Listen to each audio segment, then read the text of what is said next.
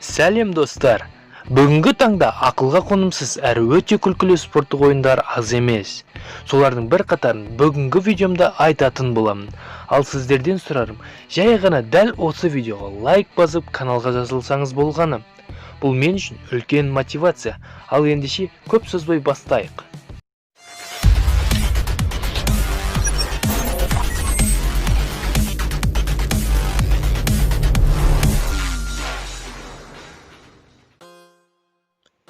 Ойыншық үйректерді суға жіберу жарысы.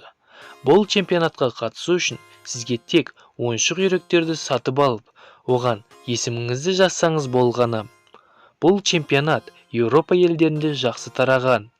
Барлық жиналған үйректерді көлікпен өзеннен тастайды, және белгілі бір қашықтықта кімнің үйрегі бірінші келеді, сол жеңімпаз.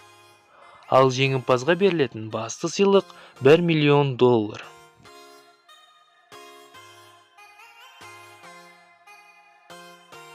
Ірімшікті ұстау жарысы.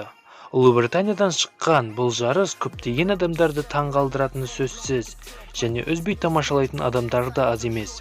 Ойынның шарты 3 килограммды құрайтын ірімшікті лентамен байлап тау басынан жібереді, және сол ірімшікті ұстау үшін адамдар жарысады, және кім ірімшікті бірінші ұстаса, сол жеңімпаз атанады.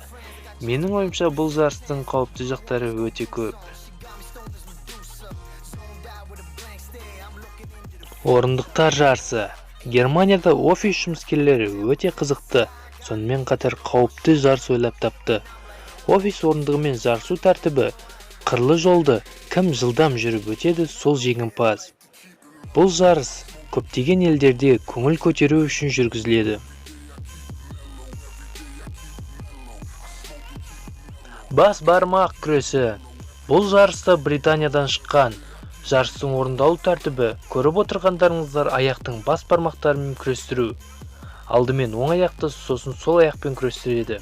Менің ойымша, бұл ақылға қонымсыз спорттың түрінің негізгі идеясы қол күрестен алынған сияқты. Ойынның қаншалықты ақылға қонымсыз болғанына қарамастан, кей адамдар бірнеше ай бойы саусақтарын жаттықтырады екен. Құлақпен арқан тартыс жарысы. Көріп отырғандарыңыздай өте ауыр жарыс екені анық. Жарыс 2 қатысушы арқылы өтеді. Төреші қатысушылардың құлақтарын жіппен қосып, ысқырған кезде әр қатысушы өз жағына қарай тартады. Қай қатысушы бірінші беріледі, сол жеңіледі. Жоқ, өз басым бұл жарысқа мүлдем қатыспаймын.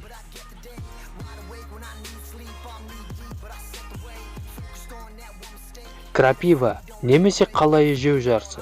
Бұл жарысқа қатысушылар өздері крапива алып келуге тыйым салынған.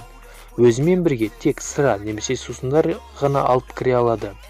Сусындар адам ішіндегі крапива қалдықтарының тіреліп қалуынан сақтайды. Белгілі уақыт ішінде ең көп крапива жеген адам жеңімпаз атанады. Менің ойымша, бұл ең ақылға қонымсыз жарыстардың бірі.